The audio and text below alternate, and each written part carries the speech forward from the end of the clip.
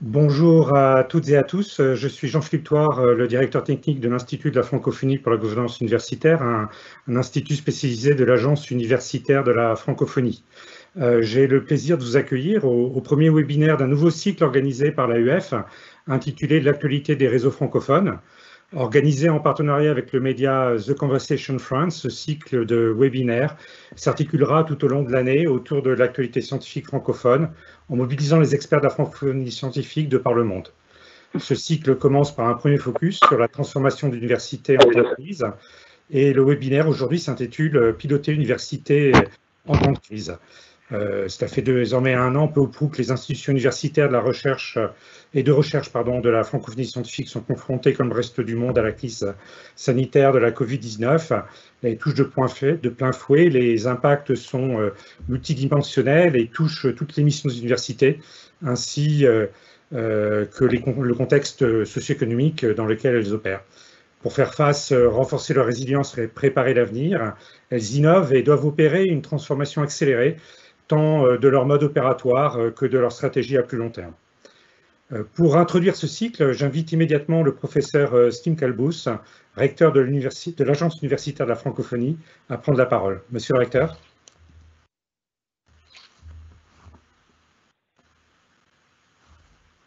Votre micro, monsieur le recteur, je crois.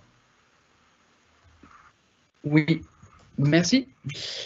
Merci de me convier avec vous à cette première séance, une première séance importante d'un beau cycle, un nouveau cycle qui commence sur l'actualité de la francophonie scientifique autour de ces réseaux. Les réseaux prennent de plus en plus d'importance dans notre stratégie et il est important de montrer à quel point la diffusion du savoir francophone peut être intéressant à travers nos différents réseaux.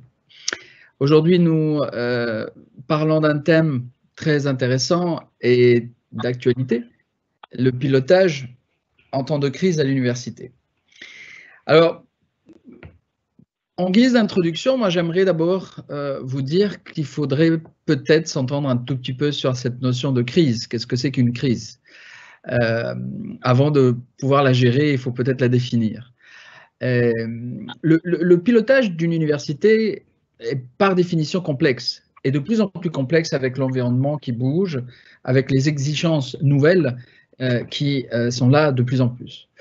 Alors, la notion de crise qui était relativement exceptionnelle, espacée, ponctuelle, est quasiment permanente aujourd'hui. Et c'est probablement la première caractéristique qui change complètement depuis quelques années. Alors la crise, elle peut être interne ou intrinsèque à l'établissement, à l'université, et elle peut également être externe. Alors interne, on peut citer les problèmes de gouvernance universitaire, les problèmes de compétences parfois, parce que souvent les universités sont gérées elles-mêmes par des enseignants-chercheurs. Les enseignants-chercheurs sont d'excellents enseignants-chercheurs très souvent, pas forcément toujours préparés à la bonne gouvernance, et donc parfois on a des problèmes de gestion, de gouvernance et de direction. On a également beaucoup parlé des crises relationnelles, notamment à travers la gestion des conflits. Les conflits qui, en interne, entre enseignants, enseignants-étudiants, administratifs et enseignants, bref, les conflits internes sont parfois importants.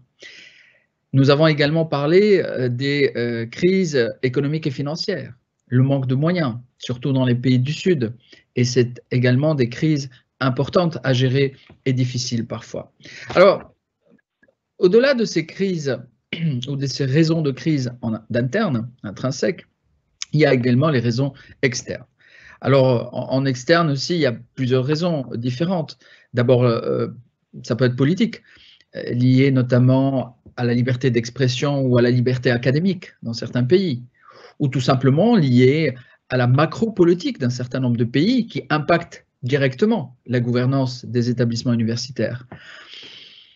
Au-delà de la politique, il y a aussi des éléments sécuritaires. N'oublions pas que malheureusement, encore aujourd'hui, dans certains pays, il y a des guerres, il y a des problèmes d'insécurité importants, d'instabilité, et qui touchent directement la gestion de certains établissements universitaires. Et nous, à l'AUF, on le vit au quotidien avec certains de nos membres dans certains pays qui vivent des situations très difficiles. Enfin, cette nouvelle crise, la crise sanitaire, qui est une crise d'abord inédite, voire insolite. Ensuite, elle est vraiment mondiale. Elle n'épargne absolument personne, aucun continent, aucun pays. Et puis, c'est une crise aussi qui est nouvelle parce qu'elle est très transformatrice. Tous les acteurs, sans exception, ont dû et doivent s'adapter à des nouvelles mesures, à de nouvelles évolutions importantes. Alors oui, la gestion de la crise aujourd'hui devient un phénomène non plus rare, mais un phénomène permanent et complexe. Et peut-être que ce qui sera dit aujourd'hui, et sans doute même, c'est que l'impact est multidimensionnel. Il est à plusieurs niveaux. Et il est aussi, en termes de temps, immédiat et puis à plus long terme. Alors immédiatement, on peut citer, en termes de gestion de crise, des éléments comme la continuité pédagogique. Toutes les universités sont d'abord préoccupées à pouvoir trouver les moyens pour continuer à donner des cours, continuer à dispenser leur matière, à réaliser leur objectif premier. Mais il faut également apprendre à gouverner à distance. Encore un autre apprentissage supplémentaire. Il faut également collaborer avec les instances des autorités publiques. Pour certaines universités, n'avaient pas vraiment l'habitude de le faire. Aujourd'hui, elles sont obligées. C'est absolument nécessaire. Et ça donne de nouvelles habitudes. Alors, à part l'impact immédiat, il y a des impacts à plus long terme, moyen et long terme, qui sont parfois beaucoup plus profonds, beaucoup plus difficiles même à gérer. Alors, on peut poser un certain nombre de questions. Comment faire de la planification floue? Apprendre à gérer l'incertitude permanente. C'est quand même quelque chose d'absolument nouveau qu'on n'a pas su gérer avant. Comment s'adapter à la domination ou à la dépendance technologique? Alors, tout le monde avait un peu d'enseignement à distance, tout le monde veut développer le numérique et ça depuis des années. Mais là, ça ne devient pas un choix, c'est une obligation. Et c'est une obligation qui s'impose à tous, ceux qui sont prêts, ceux qui ne sont pas prêts, ceux qui sont à l'aise, ceux qui ne le sont pas. Bref, une dépendance technologique nouvelle qu'il faut savoir gérer.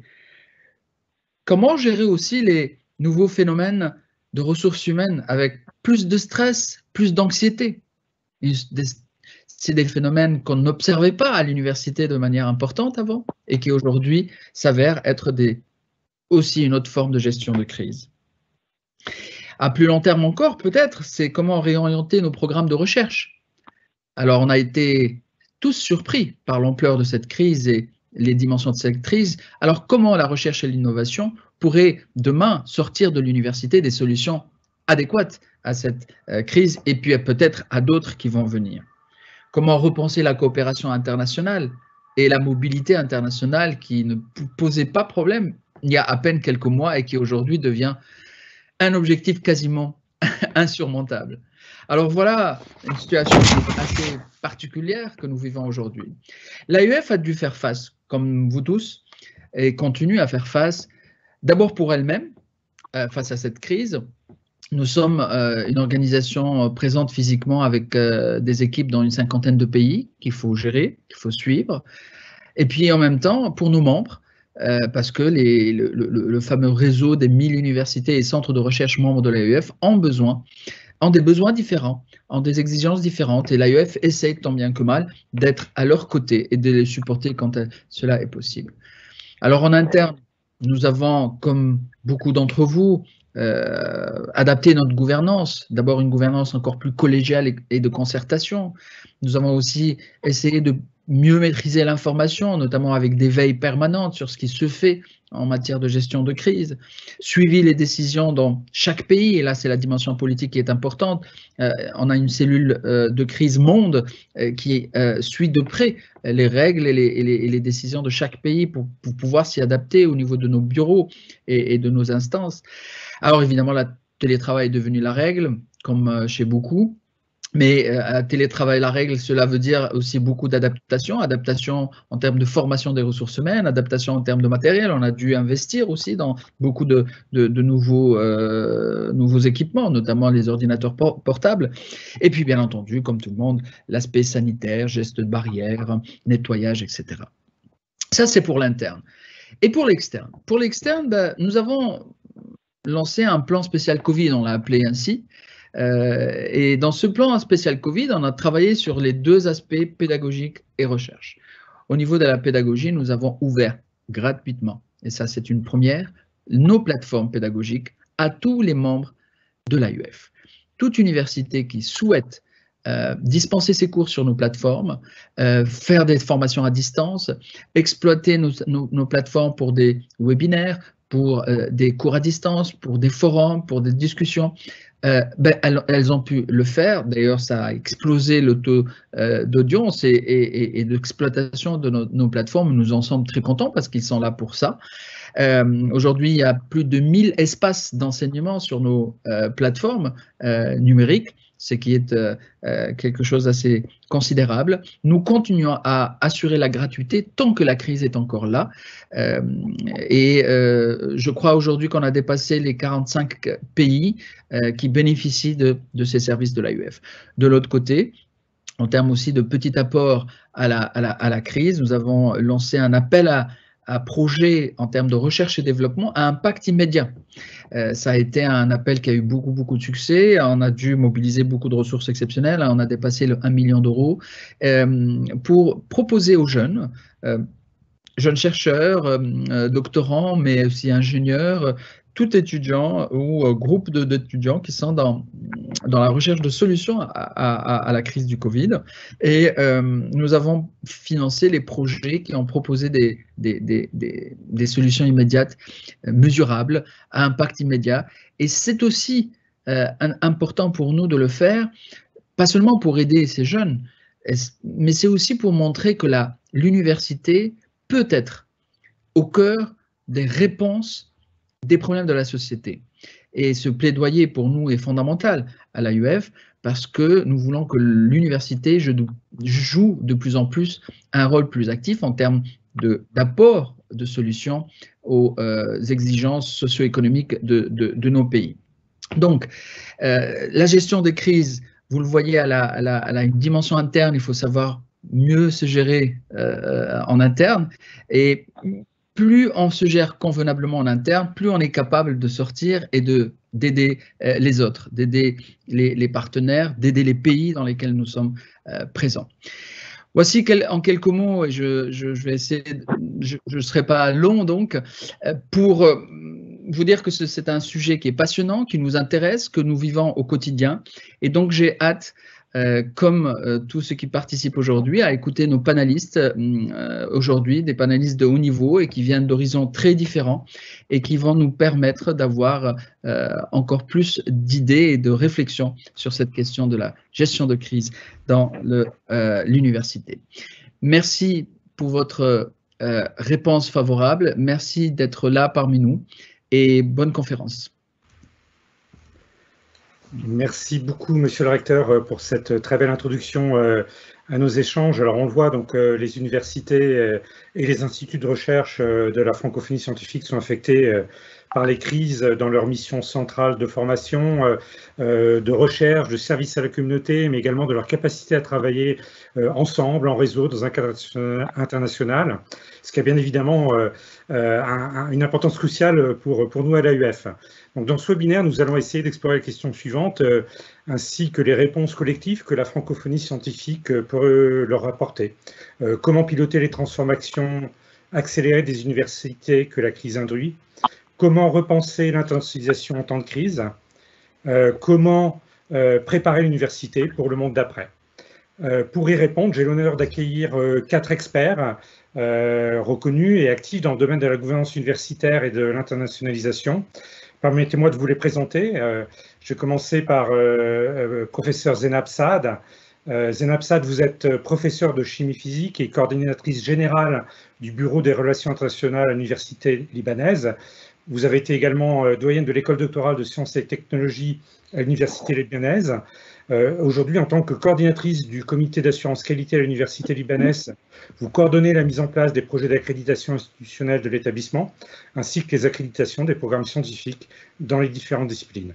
Vous avez également contribué à la réalisation de plusieurs projets nationaux et internationaux, notamment européens, et vous êtes également coordinatrice du comité internationalisation de l'enseignement supérieur de la Confrémo, c'est-à-dire la conférence des recteurs du Moyen-Orient, depuis 2019. Bonjour, professeur Saad. Bonjour, merci beaucoup. Professeur Jean-Luc Naël, vous êtes, vous, coordinateur des activités internationales à la conférence des présidents d'université, donc la CPU française, qui rassemble les dirigeants exécutifs des universités et établissements d'enseignement supérieur et de recherche français afin de porter leur voix et les valeurs des universités dans le débat public. Vous êtes ancien président de l'université de Rouen, Normandie, et professeur d'anthropologie, d'ethnologie et de préhistoire, et également ancien doyen de l'Institut de psychologie et de sociologie. Bienvenue, professeur Naël. Merci beaucoup. Nous avons ensuite Nicolas Jarraud. Nicolas Jarraud, vous êtes vice-président adjoint à l'Institut de Chypre, le Cyprus Institute. Vous êtes responsable pour les relations internationales. Vous avez contribué notamment à la création du réseau Confluence, un partenariat pour l'archéologie, l'histoire et le patrimoine en Méditerranée orientale. Vous êtes docteur en biologie environnementale de l'Imperial College de Londres et vous intervenez également au sein du comité sur l'internationalisation de la Confrémo. Bonjour, docteur Jarraud. Bonjour, merci. Enfin, professeur Champagne, Éric Champagne, vous êtes professeur agrégé en administration publique à l'école d'études politiques. Vous êtes également directeur du Centre d'études en gouvernance de l'Université d'Ottawa. Vos recherches et enseignements actuels se concentrent entre autres sur la gestion de la performance des actions publiques, sur la gouvernance multiniveau et sur la gouvernance universitaire. Avant de joindre l'Université d'Ottawa, vous avez travaillé pendant une dizaine d'années pour la Banque mondiale, notamment sur différents programmes de réforme du secteur public. Bienvenue, professeur Champagne. Merci de l'invitation. Donc ce webinaire, il est conçu sous la forme d'échange, il entend privilégier avant tout les débats. Donc je vais poser quelques questions initiales à nos experts, mais je vous invite surtout vous, les membres du public et les membres de l'audience, à poser vos questions par le mécanisme offert par la plateforme Teams que nous utilisons. Donc il suffit d'utiliser le bouton « Poser une question » que vous devez voir sur votre écran. Et sans plus tarder, donc je lance les débats. Donc, Éric Champagne, vous publiez ces jours-ci, je crois, un article dans The Conversation Canada, un article intitulé « L'impact de la Covid-19 sur l'enseignement universitaire, un premier bilan après un an ». Vous menez, ou plutôt nous menons ensemble d'ailleurs, une activité intitulée « Gouvernance universitaire en temps de crise », qui vise à recueillir et partager les expériences et innovations en termes de gouvernance universitaire en temps de crise, et à notamment récolter sous forme de vidéos de nombreux témoignages de dirigeants d'universités du monde entier, de la francophonie scientifique, donc de Hanoï à Santiago du Chili, en passant par Bouaké en Côte d'Ivoire, Genève, Chisinau en Moldavie et plein d'autres endroits. Vidéos d'ailleurs que je vous invite tous à aller consulter sur la chaîne YouTube de l'AUF. On l'a vu, le recteur de l'AUF l'a bien dit, tous les établissements d'enseignement supérieur de par le monde ont été touchés par la crise depuis maintenant plus d'un an. Quel est l'impact de la crise sur les pratiques universitaires, en particulier en matière de pilotage? Comment les universités, notamment francophones, ont-elles pu faire face à cette adversité? Et comment continuent-elles à fonctionner de manière aussi efficace que possible? Eh bien, merci Jean-Philippe. Je suis très heureux d'être parmi vous aujourd'hui. Effectivement, je voulais souligner qu'on collabore déjà avec l'IFGU et l'AUF sur la collecte de témoignages des hauts dirigeants universitaires. On fait aussi des recherches sur la COVID. On a tiré profit de l'opportunité aussi de s'inscrire dans nos programmes de recherche à l'intérieur de l'impact de la COVID sur les organisations publiques, dont les universités. Et aussi mon propre expérience comme professeur qui a fait face et qui a participé à s'adapter en fait à la pandémie. Et donc, c'est un peu mon propos aujourd'hui est basé un peu et teinté de tous ces éléments et ça reflète aussi l'article que j'ai écrit dans The Conversation Canada. Et donc, la première chose que j'aimerais dire pour moi, en tout cas, qui nous a touchés, c'était la continuité des activités pédagogiques. Donc, au début de la crise, après seulement en l'espace d'une semaine, les universités ont dû vraiment très rapidement transférer leurs cours en ligne. On était déjà au milieu d'une session, en tout cas au Canada, à tout le moins. et on devait transférer rapidement les cours en ligne et ça a obligé tout le monde à s'adapter. Alors, la courbe d'apprentissage était très rapide et tout le monde a dû s'adapter au nouveau système de gestion de l'apprentissage, au système de communication tel que Teams et Zoom qu'on utilise aujourd'hui. Et donc, ce qui m'a le plus impressionné, je dirais, dans tout ce processus-là, c'est comment les personnes à l'intérieur des universités ont démontré une certaine polyvalence, une capacité d'adaptation, souvent, je dirais, insoupçonnée, du personnel administratif, des professeurs, des administrateurs de bibliothèques et aussi, bien entendu, des étudiants, et une volonté, un certain sens du devoir de vouloir continuer afin de préserver le calendrier universitaire. Donc, on pouvait sentir une grande collaboration entre les comités de gestion de crise en haut de la hiérarchie des universités, mais aussi toutes les parties prenantes, que ce soit les professeurs, les personnels techniques et tout le personnel administratif, afin de sauver la session. Ce qui a démontré vraiment une capacité de résilience assez impressionnante au niveau de la mobilisation des acteurs, des parties prenantes.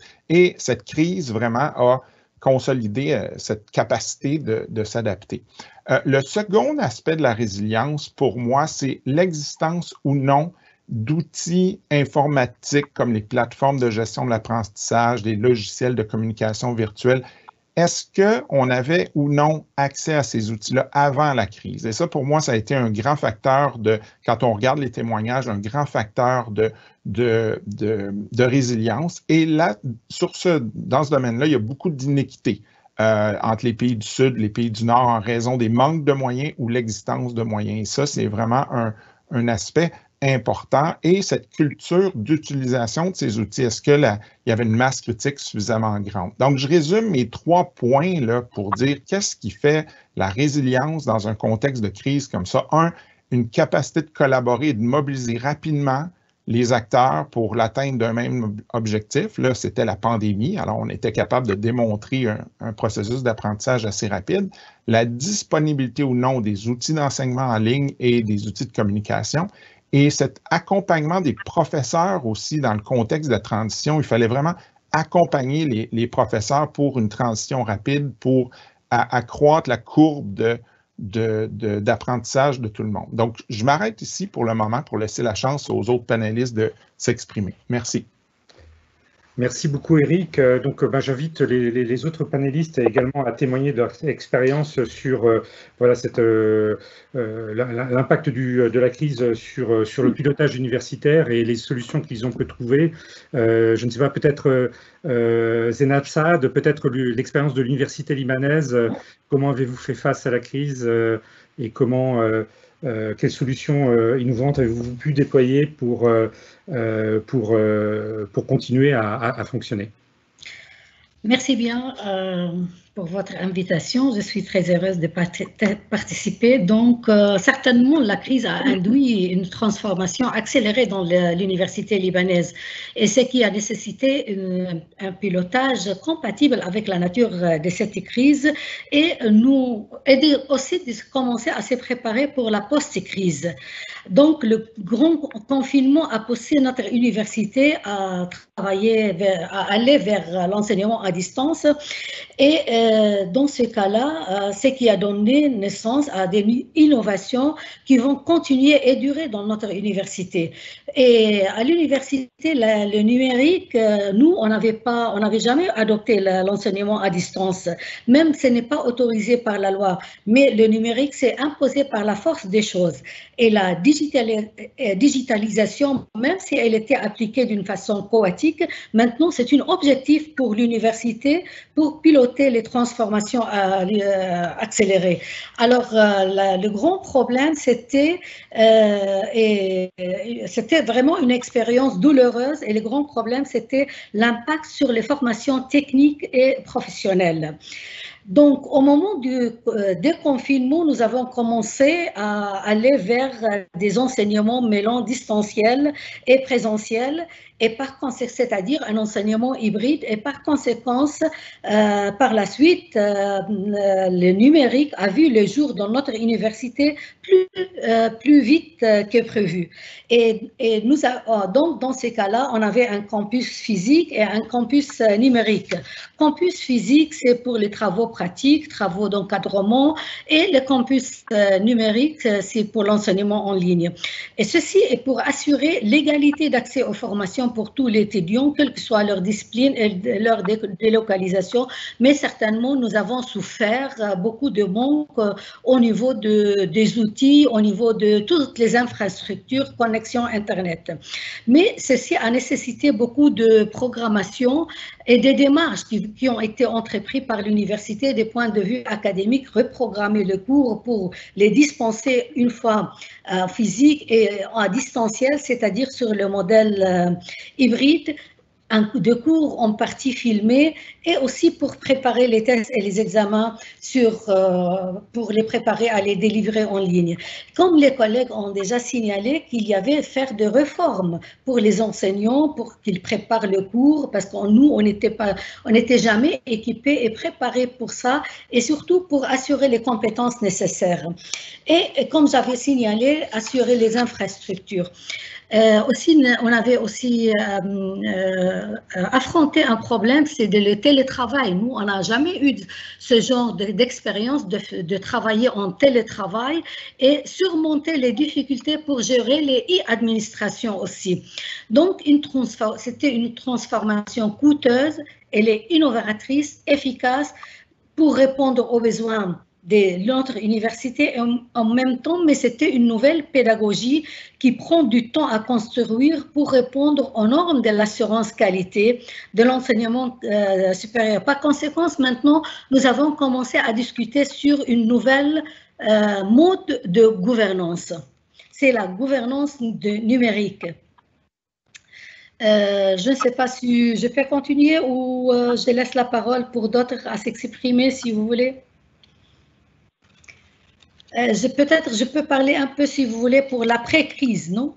Merci beaucoup, Zena. Peut-être qu'on abordera ces questions de l'après-crise et de transformation à long terme un petit peu plus tard. Mais merci beaucoup pour ce témoignage très intéressant de l'université libanaise. Jean-Luc Naël, du côté des universités françaises, comment est-ce que ça s'est passé? Quelles solutions en termes de pilotage on peut être trouvées? Bah, écoutez, vous m'entendez, ça va? Oui, très très bien. Alors, d'abord, je voudrais saluer tous les panélistes et monsieur le recteur. Évidemment, je ne peux que partager ce qui a été dit. Je voudrais ajouter quelque chose on a été en première ligne à ce moment-là. La première des choses, nous, que l'on a eu à traiter, c'était la crise du retour des étudiants français à l'étranger. Et ça, il y avait 70 000 étudiants français à peu près qu'on a dû faire revenir dans des conditions sportives quelquefois, avec l'absence d'avion, etc. Donc ça, c'était la première crise. Donc j'ajoute ce que je dis à ce qui a été dit. Bien entendu, je suis d'accord avec tout ce qui a été dit sur la digitalisation, l'adaptation des enseignants, l'accompagnement, les facteurs de résilience. Je suis évidemment tout à fait d'accord. J'ajoute simplement, nous, 2 points. Le premier point, donc, gérer le retour des étudiants français venant de l'étranger. Certains étaient coincés dans des aéroports en Argentine ou ailleurs. Ça nous a pris 1 mois pratiquement, et on a eu quelques hospitalisations, quelques cas de coma, mais on n'a pas eu de mort liés au Covid, hein, et donc les gens s'en sont tirés à peu près. Donc on avait les parents d'un côté, les enseignants de l'autre, les compagnies aériennes, les autorités administratives locales. Donc ça n'a pas été une mince affaire, c'était pour l'année dernière, au mois de mars-avril. Le deuxième élément, ça a été la gestion des étudiants étrangers en France. J'aurais peut-être dû commencer par cela, mais c'est vrai que dans un premier temps, l'urgence, c'est de ramener les étudiants qui étaient en situation de demande. Alors, on a eu des situations étranges. Par exemple, au début, les étudiants qui étaient aux États-Unis nous disaient non, nous, on est très bien aux États-Unis, là-bas, c'est mieux que partout. On veut surtout pas revenir en Europe ou en France où la situation est grave. Et puis 3 semaines plus tard, c'était la catastrophe aux États-Unis, au Canada, la fermeture des cités universitaires, et les mêmes qui voulaient rester ne voulaient plus rester, voulaient repartir à toute vitesse, sauf qu'il n'y avait plus d'avions. C'est vrai aussi pour les enseignants-chercheurs à distance, donc je n'insiste pas là-dessus. Le deuxième point, donc, c'était la gestion des étudiants étrangers en France.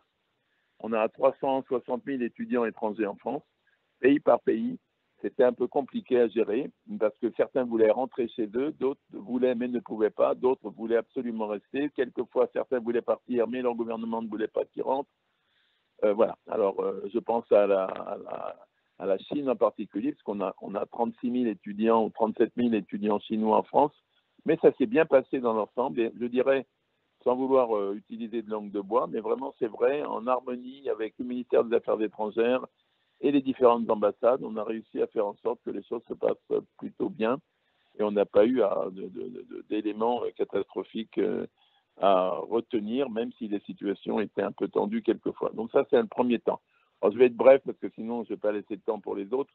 Et j'ajouterai à ce qui a été dit que la caractéristique de la France, c'est le troisième point, a été dans un premier temps, on s'était dit qu'on n'accueillerait plus d'étudiants étrangers l'année prochaine, je parle là du mois d'avril, donc c'était pour septembre, puis dans ce second temps, on a dit qu'on allait accueillir de manière spécifique, en gros, malgré les frontières fermées, les étudiants seraient prioritaires et passeraient. Donc on a eu cette année à peu près, on va dire autour de 260 000 étudiants, on a eu à peu près 30% d'étudiants en moins que les autres années, mais on a continué à accepter les étudiants étrangers, ce qui n'est pas le cas de beaucoup de pays.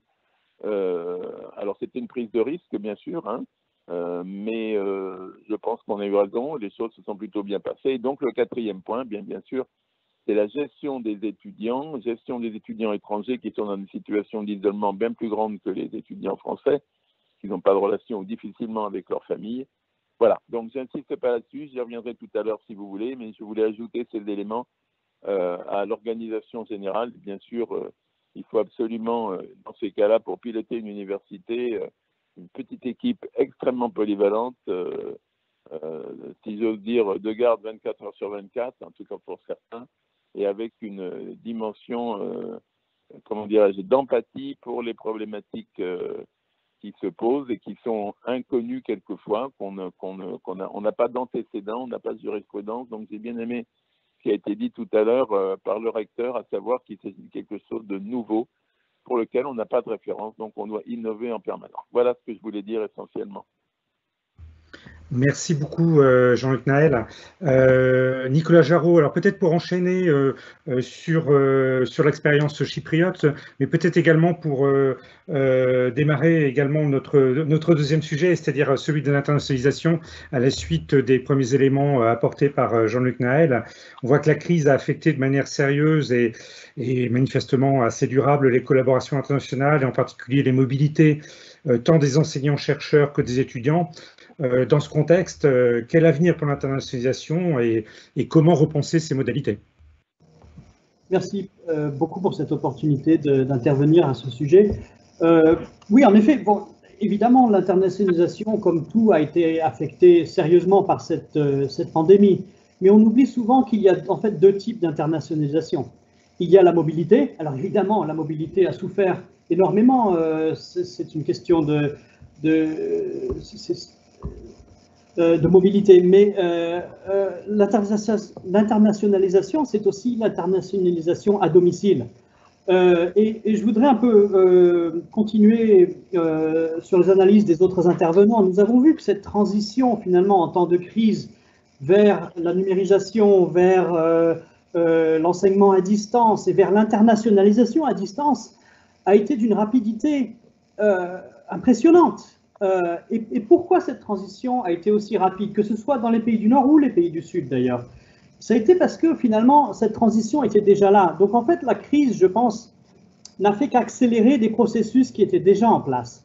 La mobilité était déjà problématique avant cette crise. La mobilité, c'est quelque chose qui coûte cher, au point de vue financier, au point de vue budget. Et cette crise sanitaire a évidemment été suivie rapidement d'une crise économique. Et donc, je pense que cette crise économique restera avec nous beaucoup plus longtemps que la crise sanitaire elle-même. Et donc, il faudra repenser le coût de la mobilité. Le coût aussi au point de vue de l'environnement, c'est-à-dire le bilan carbone de la mobilité. Alors, évidemment, il y a aussi un bilan carbone assez important de la numérisation. Toute l'utilisation de l'Internet, les serveurs qui permettent cette transition numérique ont leur propre bilan carbone qui est peut-être pas loin derrière celui de l'aviation. Mais en même temps, c'est vrai qu'on pensait déjà longtemps avant cette crise, on repensait déjà cette mobilité physique. Alors évidemment, rien ne peut substituer à une première rencontre physique, à une mobilité pour établir des relations internationales. Mais une fois que ces relations sont établies, nous nous sommes rendus compte pendant cette crise que nous pouvons très facilement les maintenir à long terme sans avoir à voyager tous les mois ou tous les 2 semaines. Donc finalement, cette transformation de l'internationalisation était déjà là et la crise n'a fait que l'accélérer. Il y avait des inégalités nord-sud dans l'internationalisation. Les inégalités que nous avons vues dans l'année passée, c'est des inégalités face à l'accès à l'Internet, face au matériel pour le télétravail. Mais je pense, c'est peut-être une théorie assez radicale, que ces inégalités finalement sont moindres que les inégalités qui existaient pour la mobilité physique. Parce que, par exemple, nous savons tous que certains passeports de certains pays ouvrent plus de portes que d'autres. Nous avions ici à Chypre des problèmes d'internationalisation au point de vue des visas, c'est-à-dire que nous pouvions inviter des chercheurs ou des étudiants venus de l'étranger jusqu'à 90 jours, mais après 90 jours, nous avions des problèmes de visa. Alors avec l'internationalisation à domicile ou virtuelle, ces problèmes évidemment s'évaporent. Il y a aussi le problème qui a été mentionné par l'intervenant précédent, c'est la solidarité et l'isolement des étudiants étrangers dans leur pays d'accueil. On a vu ça pendant la crise du Covid. Donc, par exemple, les étudiants étrangers et les chercheurs étrangers aussi sont souvent isolés, c'est-à-dire qu'ils sont dans un pays dont ils ne comprennent pas forcément la langue, donc ils ont du mal peut-être à comprendre les règles sanitaires et à s'adapter à une crise quelconque, que ce soit celle du Covid ou une autre. Et en même temps, ils sont isolés parce que souvent, peut-être leur famille est restée à l'étranger, ils sont tout seuls. Et nous avons vu ça ici à Chypre. Nous avons eu des chercheurs étrangers qui malheureusement ont testé positif au Covid et nous avons rapidement mis en place un réseau de solidarité, que ce soit pour les pour par exemple livrer à domicile de la nourriture ou que ce soit juste pour leur expliquer les règles à suivre, etc. Et donc, on s'est aperçu que le monde du futur, il n'y aura pas de retour à la normale. Et le monde du futur sera porté beaucoup plus sur cette internationalisation à domicile, qui ne veut pas dire qu'on n'aura plus de visiteurs étrangers, mais qu'il y aura un certain changement d'attitude peut-être envers ces chercheurs et ces étudiants étrangers, beaucoup plus de solidarité envers eux pour justement éviter cet isolement. Nous avons vu qu'avant la crise, avant cette numérisation, avant le télétravail, certains chercheurs, certains étudiants, surtout dans notre région au Moyen-Orient, dans des pays qui peut-être ont des conflits internes ou des guerres civiles ou d'autres problèmes de ce genre-là, il y avait des questions de sécurité. Donc certains chercheurs ou étudiants étrangers hésitaient peut-être à se déplacer vers certains pays pour des raisons de sécurité soit perçues, soit réelles. Et encore une fois, avec la numérisation, avec les partenariats virtuels, ces problèmes s'évaporent, c'est-à-dire de créer des réseaux internationaux virtuels.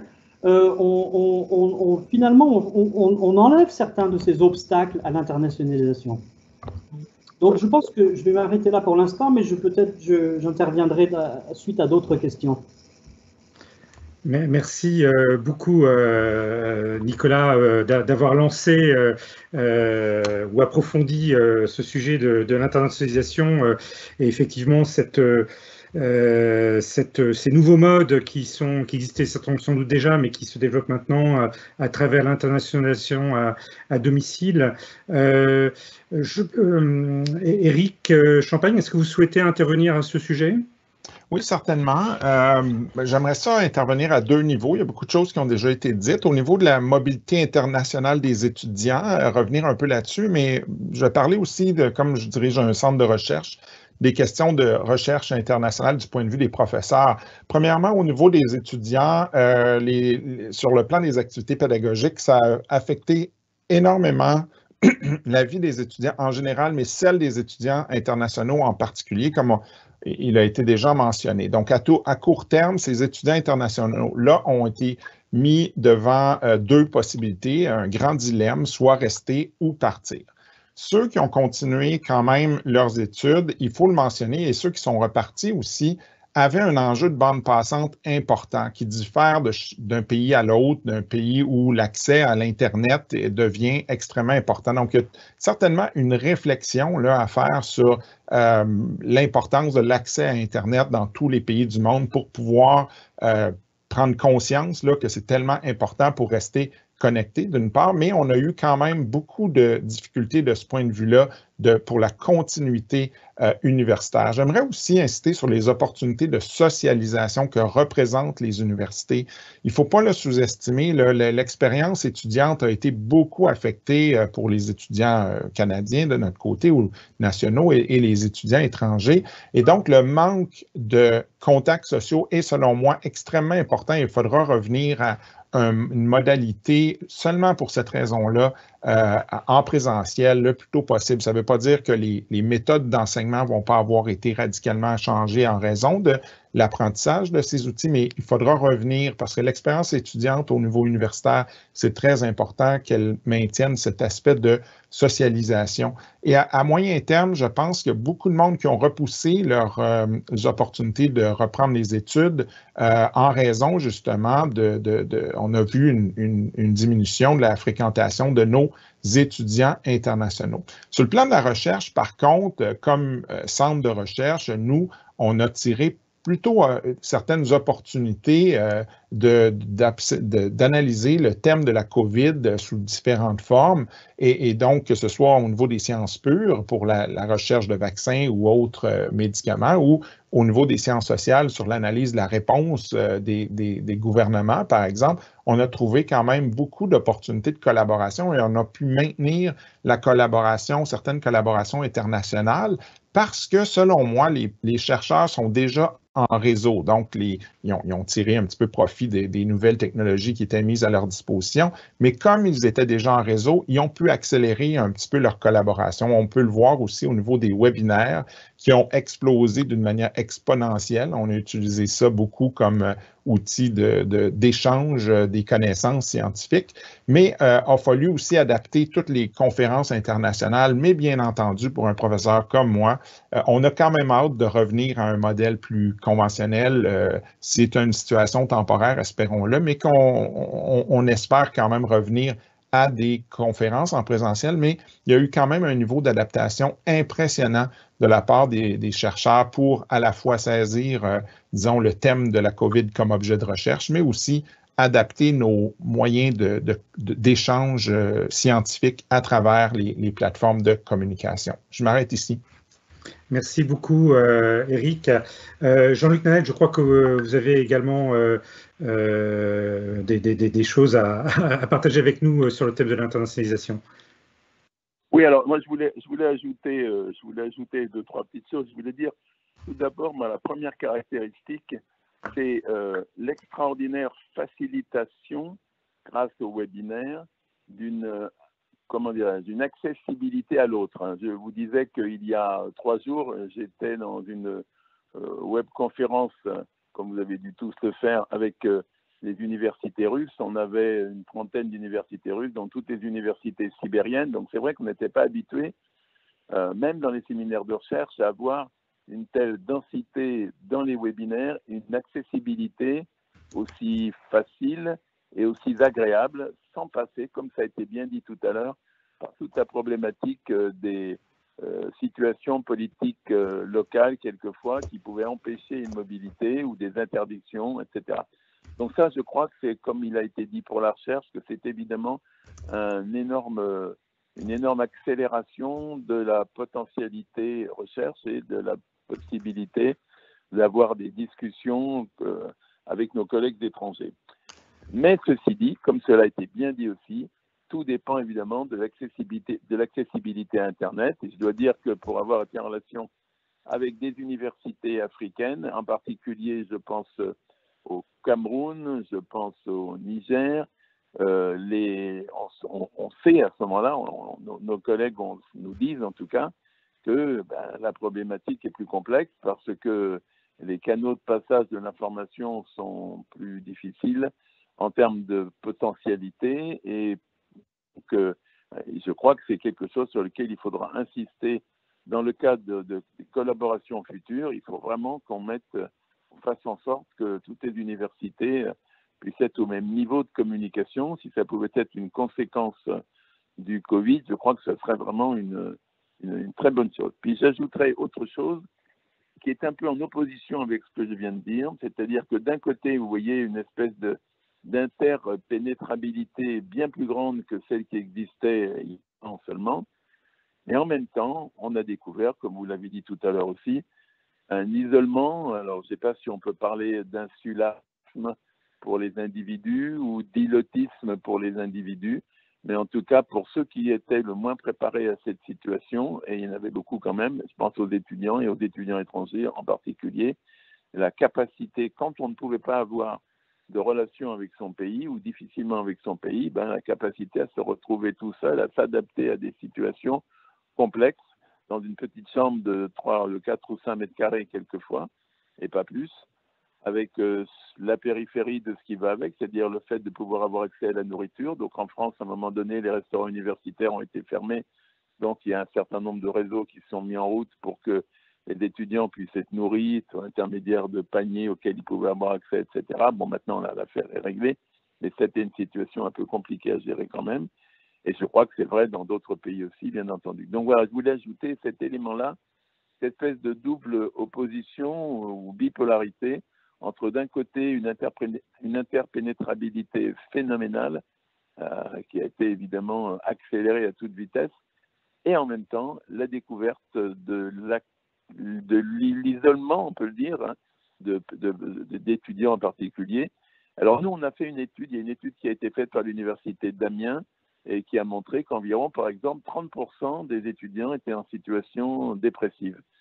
Alors, situation dépressive, ça ne veut pas dire forcément dépression, ça veut dire situation où on pense que l'échec va venir, on broie des idées noires et on se dit qu'on ne va pas pouvoir avoir accès aux mêmes chances pour les concours, par exemple. Alors, je mets cela en relation avec une situation qui se trouve parfois en Chine. J'ai observé, moi, en tout cas en Chine, et que je crois qu'en chinois, on appelle ça l'esprit San, alors je ne sais plus si c'est S-A-M ou S-A-N, et qui consiste à se réfugier dans une sorte un peu d'isolement lorsqu'on considère que la compétitivité extérieure est trop forte et qu'on ne peut pas y répondre. Voilà. Donc, je voulais mettre ça un petit peu dans le panier des réflexions communes.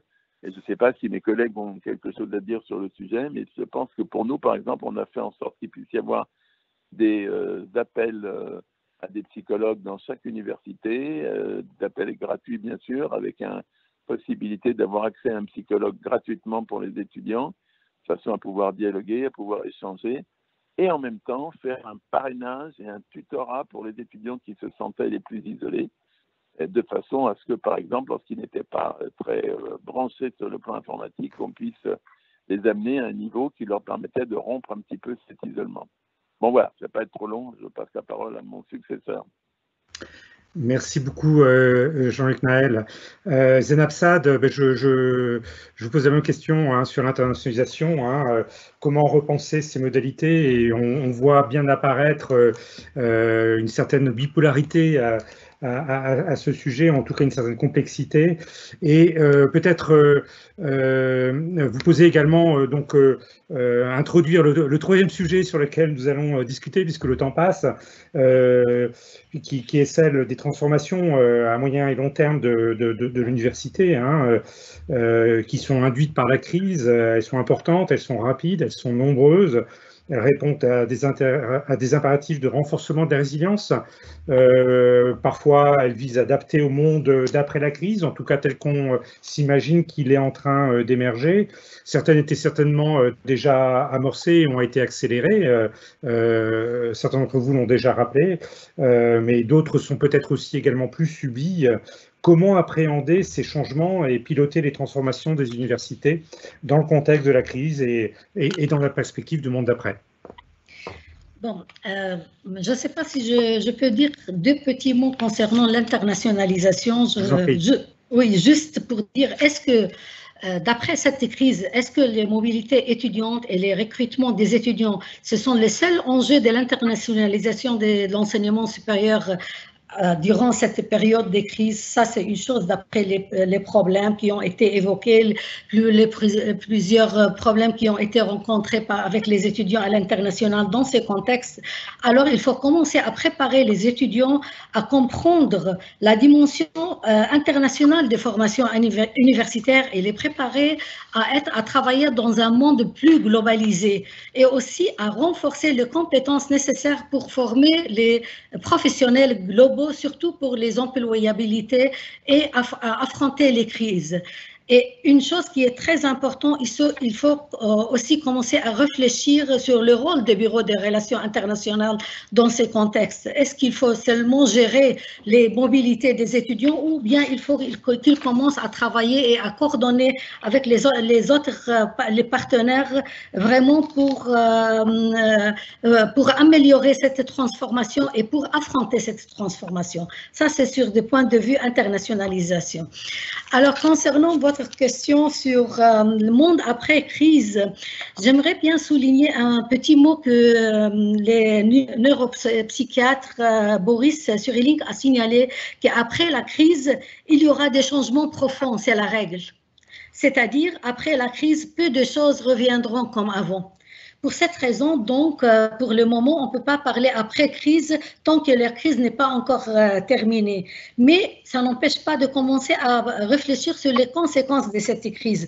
Pour cela, donc, comme conséquence, il faut commencer peut-être à améliorer nos pratiques d'enseignement, d'apprentissage, aussi améliorer l'intégration de la technologie dans l'éducation, renforcer les méthodes d'enseignement qui ont été acquises ou bien pratiquer durant la période de crise, développer les curricula et les programmes, à les rendre plus ouverts et pour répondre à la formation à distance et surtout faire les évaluations qualité et assurer la qualité de formation donnée, ce qui est quelque chose de très important. En d'autres termes, il faut commencer à s'orienter vers l'université numérique de demain, avec tous les contextes, avec tous les règlements, avec toutes les pratiques qu'on est en train de faire. À mon avis personnel, le problème, c'est au-delà d'organiser et de faire adapter les systèmes éducatifs ou les systèmes administratifs sur les exigences imposées par la crise. Mais il faut commencer à décliner les orientations stratégiques en grands objectifs opérationnels pour faire face et les adapter au changement de la crise. Aussi mobiliser les outils nécessaires, en même temps élaborer les partenariats internationaux pour assurer l'internationalisation de l'université et faire les coopérations virtuelles. Ça, ce sont des choses qui sont très importantes. Peut-être il est très important aussi et pertinent d'adopter commencer à préparer les étudiants et les intégrer dans le marché du travail qui demande de nouvelles compétences et mieux articuler et les rendre les compétences et les mieux articuler pour le rendre complémentaire l'apprentissage à l'intérieur et à l'extérieur. C'est-à-dire, il faut revoir le rôle de l'université vis-à-vis de l'employabilité. C'est une chose qui est très importante pour que les étudiants commencer à le former et pour répondre aux besoins de nouveaux marchés de travail. Ça, c'est un point qu'on n'a pas encore. Nous, on était vraiment pris par le fait comment on va terminer l'année universitaire, comment on va donner le cours et tout ça. Mais il faut commencer à s'intégrer dans le monde de travail, notre nouvelle méthode de pratique, nos nouvelles formations. Il serait aussi pertinent de revoir comment gérer l'internationalisation des universités, c'est-à-dire une internationalisation plus virtuelle, internationalisation plus digitalisée, comme les collègues ont signalé, l'internationalisation à domicile. Ça, ce sont des points très importants, à mon avis, qu'il faut l'évoquer. Aussi, Monsieur El Fouka, j'aimerais bien aussi évoquer un problème concernant les fonctionnaires et les employés durant le confinement ou bien après confinement. Les personnels administratifs ont été répartis entre salariés en télétravail, en chômage partiel, en travail comme d'habitude. Ce sont les gens qui ont été en première ligne. Donc, il y avait un problème socio-économique qui était posé pour les universités, comment comptabiliser les heures, comment, surtout pour les enseignants-chercheurs, et aussi pour les fonctionnaires, comment éviter les chômages des personnels administratifs. Une question qui est très importante, est-ce que c'est la fin des bureaux? Au moins les bureaux tels qu'on les a connus, ça ce sont des choses ou bien des questions qu'on doit commencer à parler et commencer à se reformer et inventer le monde d'après-crise. Ça, ce sont des questions qu'on doit les analyser et à commencer à être prêt pour préparer à d'après-crise. Bon, peut-être je peux donner la parole à d'autres intervenants. Merci. Merci beaucoup pour ces réflexions très riches sur la question de la transformation. Nicolas Jarraud, peut-être, vous souhaitez intervenir sur ce sujet des transformations long terme? Oui, tout à fait. Et encore une fois, de parler de l'internationalisation à domicile, c'est une transformation à long terme. Et l'internationalisation à domicile, ce n'est pas seulement l'apprentissage à distance. C'est, comme l'a dit Zainab, c'est l'apprentissage de compétences internationales. Et ça, on peut le faire à domicile. Et comme je l'ai dit avant, cette crise sanitaire va être suivie et est suivie d'une crise économique. Donc, de toute façon, la mobilité physique restera un problème pendant un certain temps pour des raisons purement économiques. Et là, l'important, c'est d'essayer justement de créer de nouvelles sources de financement. Et donc, l'apprentissage de montage de projets internationaux, par exemple, devient encore plus important qu'avant. Mais on a aussi oublié une chose, c'est que l'internationalisation n'est pas seulement, disons, une victime ou elle n'a pas été seulement affectée par la crise, mais l'internationalisation qui existait déjà a été une bouée de sauvetage en temps de crise. Pourquoi? Parce que, par exemple, notre participation à des réseaux comme l'AUF, comme l'a mentionné le recteur, ou l'accès à ces plateformes numériques de l'AUF gratuitement en temps de crise, tout ça, c'est des résultats de l'internationalisation qui existait déjà avant la crise. Donc, finalement, le fait que l'internationalisation ait été déjà assez développée dans la plupart des pays concernés nous a finalement épargné peut-être une crise qui aurait dû être encore pire que celle que nous avons vue à ce jour. Merci Nicolas Jarraud. Éric Champagne, peut-être sur ce sujet des transformations à moyen et long terme, très brièvement, parce que malheureusement je vois que le temps passe. Merci Jean-Philippe. Moi aussi, je pense qu'il y aura des changements absolument irréversibles en raison de la numérisation des échanges et de l'enseignement. À la fois, j'avais beaucoup aimé les témoignages sur l'internationalisation, selon moi, parce que selon les témoignages des leaders des pays africains, notamment des universités africaines, on voyait que les coopérations internationales existantes étaient très utiles au niveau des échanges, du maintien des relations entre les pays nord-sud, mais aussi sud-sud, je dirais aussi est-ouest. Et je pense qu'il faut consolider ces nouvelles opportunités d'internationalisation, notamment des curriculums d'enseignement, parce que nous, au Canada, c'est très important de maintenir ces échanges-là pour renforcer nos curriculums d'enseignement. En raison des limitations de mobilité physique, on peut utiliser ça pour des nouvelles opportunités d'échange entre les différents pays. Et sur le plan pédagogique, moi, je pense qu'il y aura des impacts, des nouvelles façons de faire en raison des technologies de l'enseignement qui sont beaucoup plus accessibles. Maintenant, dans un court laps de temps, on s'est approprié ces outils-là, mais ça va être une hybridation, selon moi, des enseignements parce que, moi, je peux le témoigner vraiment directement, mes étudiants expriment vraiment une préférence pour des pratiques plus conventionnelles d'apprentissage. Il y a une fatigue Zoom, comme on dit, et je pense qu'il y aura un changement, une hybridation, un peu plus d'offres d'apprentissage en ligne, mais néanmoins, les formats virtuels ont leurs limites aussi, et donc, je pense qu'il y aura quand même des changements irréversibles, mais néanmoins un certain retour là, à une forme plus conventionnelle d'enseignement pour la socialisation notamment, puis briser l'isolement des étudiants. Merci beaucoup, Éric Champagne. Jean-Luc Naël, donc toujours sur cette question de la transformation, mais peut-être aussi sur, on voit bien en fait qu'il y a on a ces changements, on a l'impact de la crise, énormément de choses qui viennent avoir un impact sérieux sur la cohésion de la communauté universitaire. Comment est-ce que la gouvernance d'université peut répondre aux défis qui se posent, on en a parlé, des défis en matière d'accessibilité, d'adaptabilité, d'équité aussi, défis devant lesquels nous ne sommes pas tous égaux, quel que soit notre positionnement géographique, social, économique, individuel aussi, et qui se posent, on le voit bien aussi, de manière particulièrement cruciale pour les étudiants. Moi, je voudrais insister sur un autre élément qui m'a frappé. Alors, je parle pour nous, et je pense que c'est la même chose à l'AUF, mais ou dans les organisations en réseau qui sont déjà organisées en réseau. Jusqu'à maintenant, vous voyez, bon, c'était évidemment le présentiel. Tous les présidents d'universités français venaient à Paris une fois par mois pour une assemblée plénière. Bon, évidemment, maintenant, plus personne ne vient, tout se fait en webinaire. Mais en même temps, pour les gens, pour les chargés de mission qui travaillaient pour la structure, on doit être à peu près une vingtaine, on a repéré au tout début, les gens étaient plutôt contents de travailler chez eux, ça leur donnait un sentiment d'autonomie.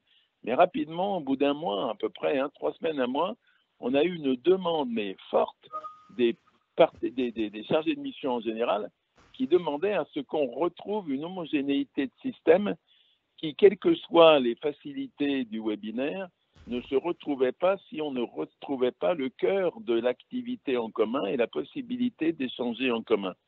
Donc ça, je crois que c'est quelque chose, je reprendrai un petit peu ce qu'a dit notre ami canadien. Je pense qu'il y a, on voit bien qu'il y a un petit peu deux hypothèses. La première, c'est de dire rien ne sera plus comme avant, tout va changer, etc. L'autre étant de dire il faut qu'on revienne à des pratiques plus classiques parce que, en ce qui concerne la mobilité des étudiants, même si pour le bilan carbone, c'est quelque chose qui pèse, on voit bien quand même qu'on ne peut pas avoir une acculturation ou du moins un apprentissage de la culture de l'autre si on ne va pas dans le pays, si on ne participe pas à l'ensemble de l'activité sociale du pays. Maintenant, est-ce que cela sera possible? Ça, c'est une autre histoire.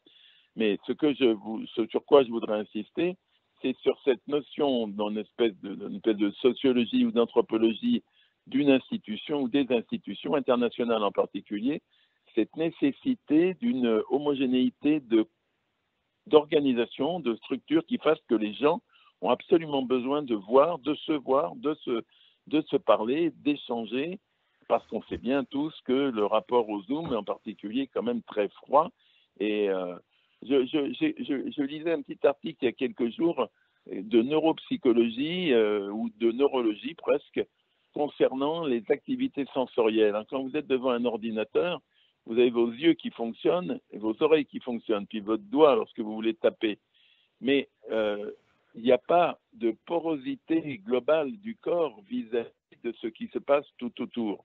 Vous êtes focalisé sur ce qui se passe dans l'ordinateur, ce qui est incontestablement, par certains côtés, un enrichissement, parce qu'on se focalise, donc on a plus d'informations, mais par un autre aussi, un considérable appauvrissement, surtout quand on passe 6 heures par jour devant l'ordinateur. Bon, voilà ce que je voulais vous dire un petit peu.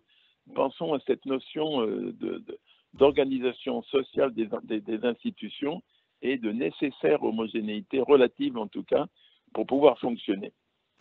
Je passe la parole à mon successeur. Merci beaucoup. Alors le temps passe très vite, donc des réactions très brèves, s'il vous plaît, sur ces questions de la cohésion Voilà. et du pilotage des universités. Comment il peut être activé pour maintenir cette cohésion. Éric, peut-être? Éric Champagne. Merci Jean-Philippe. Écoutez, je pense qu'on a fait preuve d'une grande solidarité face à cette pandémie et c'est toujours le cas quand il y a un ennemi. L'enjeu, ça va être est-ce qu'on est capable de maintenir cette solidarité après, quand on n'aura plus cet ennemi commun qui est la lutte à la pandémie. Et j'espère que dans nos mécanismes de gestion entre les différentes composantes de l'université. On va garder cette idée d'agilité, d'adaptativité, mais aussi de respect entre les différentes composantes, les différentes parties prenantes des universités. Je pense qu'on va avoir besoin de care, beaucoup de care à l'égard de nos étudiants, prendre soin de notre monde. J'espère qu'après la pandémie restera cette relation de respect, de collégialité à l'intérieur des universités qu'on a pu, disons, mettre en œuvre pendant une période. Et j'espère qu'on retirera des leçons de tout ça.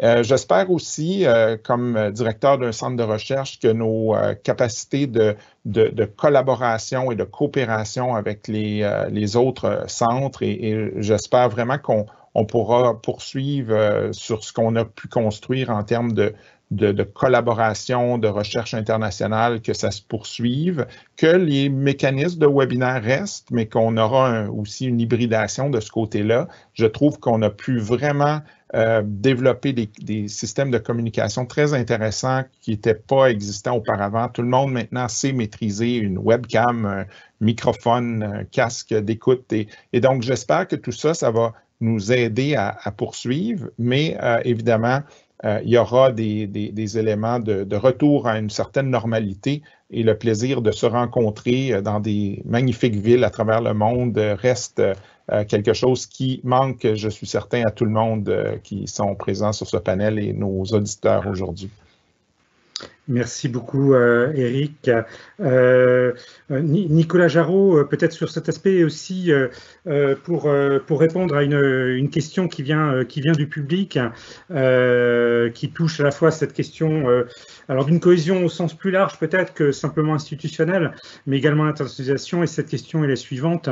Vivre une autre réalité culturelle lors de son semestre à l'étranger ou lors d'une mission de recherche permettait l'interculturel et une forme de culture de la paix entre les peuples.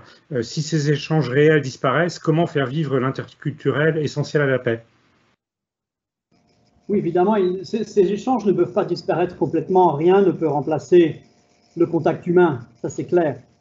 Mais ce qu'on a appris, je pense, pendant cette crise, c'est qu'après un premier contact, un premier séjour, disons par exemple à l'étranger, que ce soit un séjour court ou de plus longue durée, les contacts ayant été établis, nous avons prouvé que nous pouvons ensuite les maintenir pendant de longues durées en période de crise. Et donc, oui, le modèle hybride est important. Je pense que quand même le changement climatique va imposer, et puis la crise économique, une réduction des mobilités physiques. Mais on n'évitera jamais complètement, évidemment, ce premier contact humain, ça c'est clair. Merci beaucoup. Et peut-être une autre question qui s'adresse probablement à vous. Vous avez parlé du bilan carbone des voyages et comparé en tout cas des voyages aériens en tout cas et du numérique, et dont on sait qu'ils sont tous les deux importants. Est-ce que vous connaissez des études qui abordent déjà cette question? Alors oui, il y a des études. Je ne les ai pas avec moi, ça je peux les partager peut-être plus tard. Mais il est clair que l'Internet lui-même a un bilan énergétique assez important.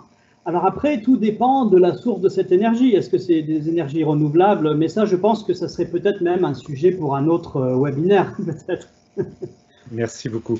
Zeinab Saad, peut-être sur ce sujet de la cohésion des universités, et également, je vous la pose en même temps, compte tenu de nos limites de temps, il y a une question spécifique sur le Liban qui est la suivante. Le Liban ne reconnaissait pas les diplômes obtenus au travers de formations à distance. Est-ce que cette difficulté a été levée depuis cette crise? Actuellement, il y a un projet de loi au gouvernement pour réglementer toutes les formations qui sont délivrées en ligne, surtout que toutes les formations et tous les cours dans toutes les universités ont été donnés à distance. Pour cette raison, par la force des choses aussi, la réglementation des diplômes délivrés dans ce contexte doivent être ça, c'est concernant le Liban. Merci beaucoup. Et puisque nous en sommes aux questions de l'audience, j'ai une dernière question qui est la suivante. Est-ce que les crises auxquelles on fait face, ou auxquelles font face, pardon, les universités, les poussent à s'engager davantage vers les transitions sociales et environnementales? Et je laisse y répondre qui souhaite prendre la parole. Moi, je veux bien, au nom de la CPU, dire quelques mots, puisque j'ai un exemple parfait. Le ministère de l'Enseignement supérieur, dans les 3 mois qui ont suivi le confinement donc, de l'année dernière, a fait en sorte qu'il puisse y avoir, étant donné l'urgence, une relation directe entre la gestion des étudiants à l'international d'une part et la transition écologique d'autre part.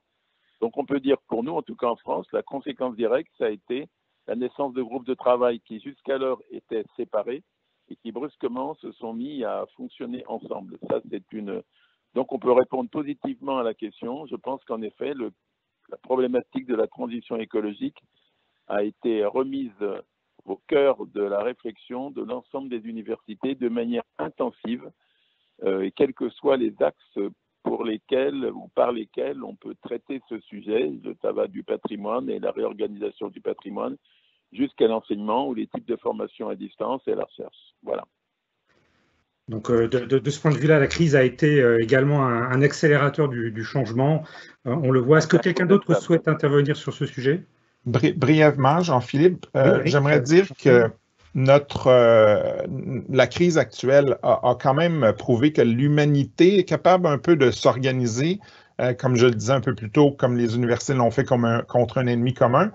Mais on va avoir besoin de gouvernance globale. On sera incapable de réaliser notre transition écologique tant qu'il n'y aura pas une certaine collaboration internationale. Et donc, on vient de faire la preuve quand même avec la crise actuelle dans laquelle on va se sortir, que l'humanité, quand elle a un ennemi commun puis qu'elle est consciente de cet ennemi commun, est capable de transformer ses modèles de gouvernance pour s'adapter et lutter de manière commune. Et c'est ce que ça nous prend. Donc, on a fait la preuve que c'est possible. Maintenant, est-ce qu'on est capable de transitionner vers un autre enjeu et ennemi commun? Et le problème de la transition écologique, c'est qu'on n'avait pas le même niveau de conscience de l'urgence climatique, de l'urgence d'agir collectivement à travers l'humanité. Donc, je n'ai pas la réponse à cette question. Je ne sais pas si on va être capable de changer, mais on a fait la preuve que quand on a un ennemi commun et qu'on est tous d'accord et on l'a tous identifié, on est capable de réagir. Donc, j'ai un peu d'espoir qu'on peut peut-être avoir une chance d'améliorer notre système de gouvernance globale qui est absolument essentiel, selon moi, pour réussir à lutter contre les changements climatiques et le réchauffement global et la transition écologique. Merci beaucoup. Je vois nous avons beaucoup dépassé et je crois que on aurait certainement encore énormément de choses à dire, notamment sur ce sujet qu'on est en train d'ouvrir de la gouvernance universitaire, en lien avec la responsabilité sociétale des universités et la gouvernance de plus haut niveau. Mais malheureusement, donc, nous devons nous arrêter. Donc, un grand merci à vous tous, chers experts et expertes, pour vos très riches interventions et contributions au débat. Merci au public et à vos questions qui ont très largement contribué à enrichir les échanges. Et je suis désolé qu'on n'ait pas pu tous, on n'ait pas pu toutes les prendre.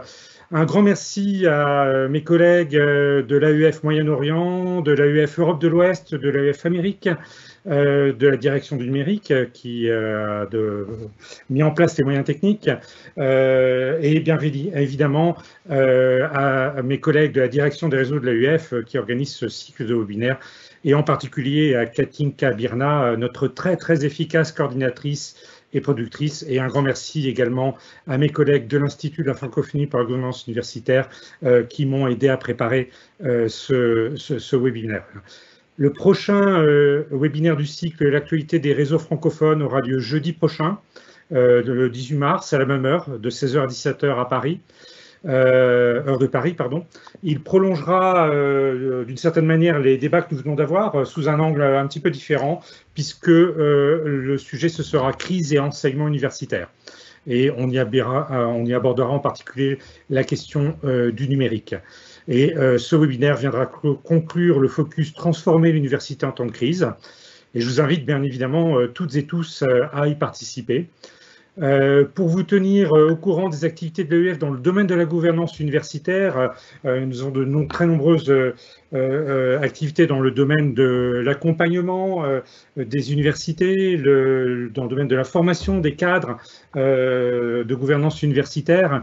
Je vous invite à visiter le site de l'AEF, www.aef.org, et celui de son institut de la francophonie par la gouvernance universitaire, l'IFGU, ifgu.aef.org.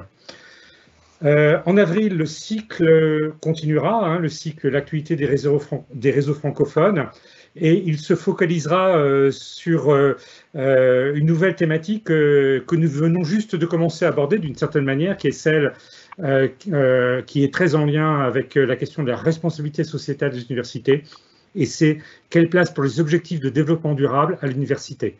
Et c'est en lien notamment avec notre programme actif. 2 sujets seront traités, la réalisation des 17 ODD et l'agenda 2030 dans l'enseignement supérieur et de la recherche. Pourquoi est-ce une urgence? Et ce sera le 13 avril à 16h heure de Paris, et des initiatives francophones réussies, comment se construit l'université durable et inclusive, et ce sera le 15 avril, toujours à 16h heure de Paris. Vous trouverez évidemment l'ensemble des informations sur ces webinaires et sur le reste du cycle sur le site internet, le site web de l'AEF. Encore une fois, merci à toutes et à tous et au revoir. Et merci beaucoup à l'AEF, je parle au nom de la CPU, qui est vraiment un outil essentiel en ce moment. Merci à vous. Merci beaucoup. Merci. Merci à tous.